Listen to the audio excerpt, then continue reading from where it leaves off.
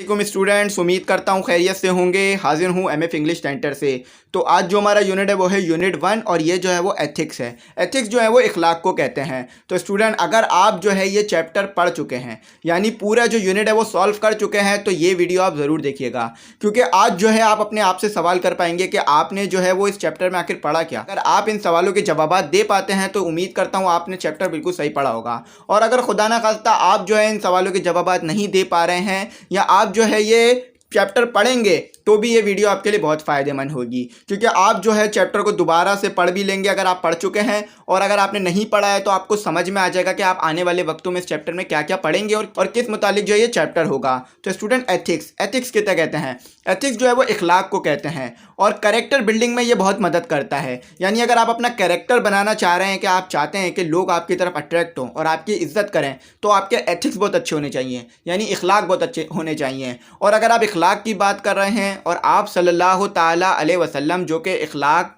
में सबसे आला हैं, और आप सल्लल्लाहु ताला अलैहि वसल्लम जैसे अखलाक किसी का भी नहीं था, तो अगर आप इखलाक के बारे में कुछ सीखना चाहते हैं और अपने अखलाक को अच्छा करना चाहते हैं तो आप सल्लल्लाहु ताला अलैहि वसल्लम की सीरत पढ़ें और उससे सीखें और उससे जो है अपने अखलाक को अच्छा करें। तो उम्मीद करता हूँ समझ गए होंगे। अब पढ़ लेता हूँ और बता देता हूँ क्या क्या लिखा हुआ है। तो सबसे पहले जो है वो रीडिंग है, यानी आपको जो है वो चैप्टर दिया हुआ है जिसे आपने रीड करना है और किस तरह करना है देख लेते हैं। Use pre reading strategies to predict the content of a text from key words by using prior knowledge, asking questions and using contextual clues. देखिए स्टूडेंट, इसमें कहा जा रहा है कि आपने जो है वो चैप्टर जो है अतिया हुआ है वो आपको पढ़ना है, और आप जो है ये चैप्टर जो है अपने नॉलेज से भी पढ़ेंगे, क्योंकि अगर आप जो है ये चैप्टर पढ़ रहे हैं तो इसमें जो है वो आप सल्लल्लाहु ताला अलैहि वसल्लम की ज़िंदगी के बारे में सिर्फ एक बात बताई जा रही होगी, यानी तमाम बातें कवर नहीं हो रही होंगी। अगर आपको इस चैप्टर में ये बताया जाएगा कि आप सल्लल्लाहु ताला अलैहि वसल्लम कब पैदा हुए, तो आपको ये बात भी इस चैप्टर में नहीं बताई गई होगी कि आप सल्लल्लाहु ताला अलैहि वसल्लम जो है वो उनके वालिदैन कौन थे। तो आपने जो है अपनी पुरानी नॉलेज को भी इस्तेमाल करना होगा और इस चैप्टर के जो सियाको सबाक है उसको समझना होगा और उसको समझकर जो है वो आगे लेके चलना होगा और एक्सरसाइज को सॉल्व करना होगा। तो उम्मीद करता हूँ ये समझ गए होंगे। अब आगे जो लिखा हुआ है वो लिखा हुआ है कि skim text to have a general idea of the text. लेकिन स्टूडेंट, इसमें कहा जा रहा है कि इस टैक्स में जो है वो जनरल आइडिया दिया जाएगा, यानी आपको कुछ बात बताई जाएगी, तो आपने जो है इस बात को समझना है और आगे लेकर अपने चलना है। तो अब आगे देख लेते हैं क्या दिया हुआ है। Infer themes main idea. देखें स्टूडेंट, इन्फर का मतलब होता है बात से बात निकालना। तो आपने जो है इस चैप्टर को पढ़कर समझना है और बात से बात निकालनी है, और इस चैप्टर का मेन आइडिया क्या है, आपको क्या समझाया जा रहा है, ये भी आपने आइडिया करना है। तो स्टूडेंट, आपको जो है इस चैप्टर में जो है वो the last sermon of the holy prophet के बारे में पढ़ाया जाएगा, यानी आप सल्लल्लाहु ताला अलैहि वसल्लम ने जो अपना आखिरी हज किया उस बारे में आपको पढ़ाया जाएगा। तो अब आगे देख लेते हैं क्या लिखा हुआ है। Deduce the meaning of difficult words from context. देखें स्टूडेंट, आपको जो है वो डिफ़िकल्ट वर्ड्स के मीनिंग भी निकालने होंगे जो कि आपको एक्सरसाइज में दिया हुआ होगा, तो आपने जो है उसके अच्छे से अच्छे मायने सोचकर अपनी कॉपी में लिखना होगा। अब आगे देख लेते हैं। Make simple inferences using the context of the text.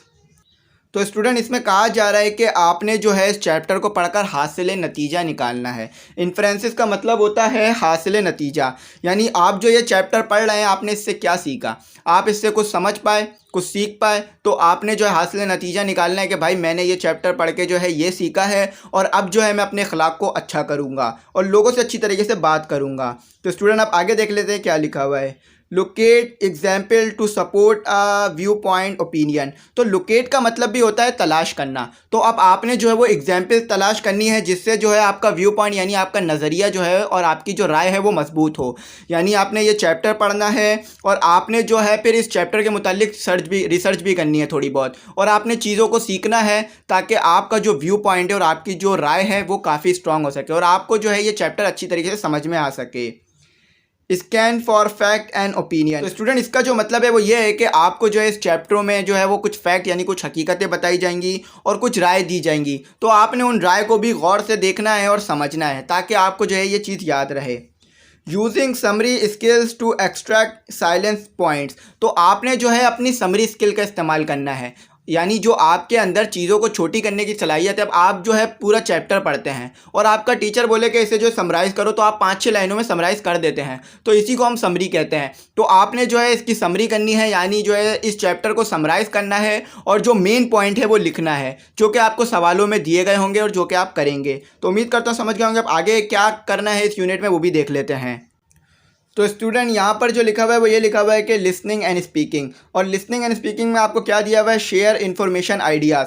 तो आपने जो है लिसनिंग और स्पीकिंग में जो है अपने आइडियाज़ और इन्फॉर्मेशन को शेयर करना है और दूसरों तक पहुँचाना है। अब देख लेते हैं क्या लिखा हुआ है, लैंग्वेज प्रैक्टिस। तो लैंग्वेज प्रैक्टिस में आपको क्या दिया हुआ है, rule of conditional sentences second conditional.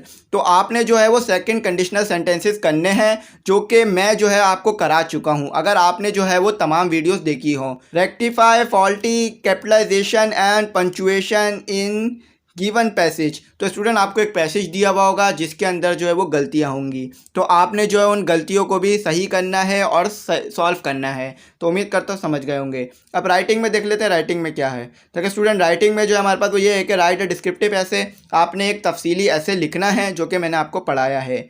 Analyse letter to the editor complaining about a problem issue to note the differences of conventions vocabulary style and tone. देखें स्टूडेंट, इसमें कहा जा रहा है कि आपने जो है वो लेटर जो आपको दिया हुआ है उस पर तज्जिया करना है और आपने बताना है कि हाँ भाई ये जो लेटर है ये इस मुताल्लिक है और इस लेटर से हमें ये फ़ायदा होता है।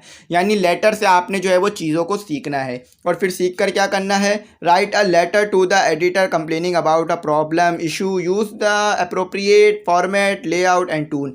देखें स्टूडेंट, ये वाली बात जो है वो ऊपर से जुड़ी हुई है, यानी जो आपने अब लेटर किया था जो कि आपको लिख के दिया हुआ था, अब आपने जो है उसी लिखे हुए लेटर के मुताबिक अपना लेटर भी लिखना है, यानी खुद लेटर लिखना है और एडिटर को लिखना है और अपने प्रॉब्लम से जो है वो आगाह करना है।